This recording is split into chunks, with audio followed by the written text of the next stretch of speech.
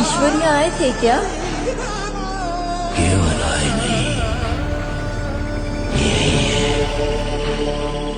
શું તમને ખબર છે અમદાવાદના સાબરમતીના કિનારે આવેલું એક સુંદર મહાદેવનું મંદિર જ્યાં પ્રસાદી તરીકે સિગરેટ ચડે છે.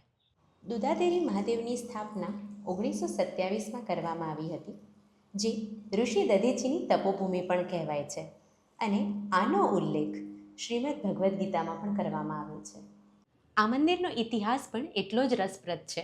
એવું કહેવામાં આવે છે કે વૃત્રાસુર નામના રાક્ષસને મારવા માટે ઋષિ દધીચીએ પોતાના હાડકાનું અહીંયા દાન આપ્યું હતું.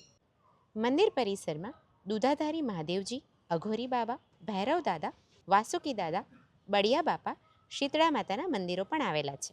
દુધાધારી મહાદેવમાં એવું માનવામાં આવે છે કે અઘોરી દાદાને સિગરેટ અર્પિત કરવાથી દરેક માનતા પૂરી થાય છે.